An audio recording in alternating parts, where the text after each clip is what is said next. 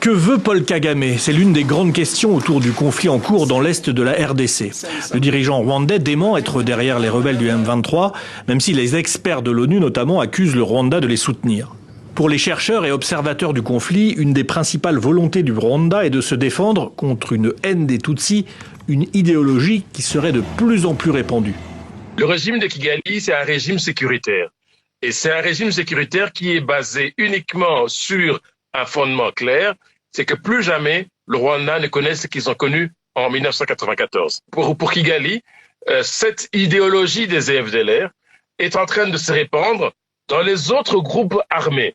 Effectivement, quand vous entendez parler effectivement des autres groupes armés, qui sont relayés aussi par les hommes politiques congolais, la stigmatisation des Rwandais, puis quand on dit Rwandais, ça ne veut pas dire les Hutus rwandais, ça veut dire de manière très claire les Tutsis qui sont concernés quand on parle que vous êtes rwandais.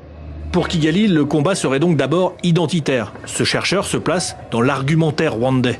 Oui, on a été victime en 1994 de l'abandon de la communauté internationale. Il est impossible que nous, Tutsis, qu'on puisse essayer de fermer les yeux par rapport à ce qui se passe dans des pays voisins. Mais une des clés de cette guerre résiderait également dans l'appropriation des richesses minières de la région, avec notamment le coltan.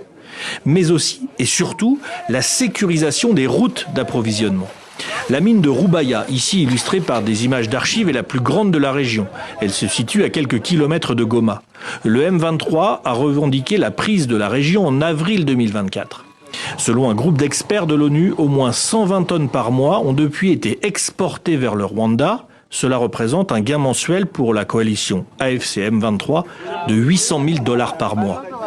Cette masse d'argent permettrait de faire fonctionner une administration et de financer l'armement du M23 et ainsi, vu de Kigali, d'assurer la sécurité.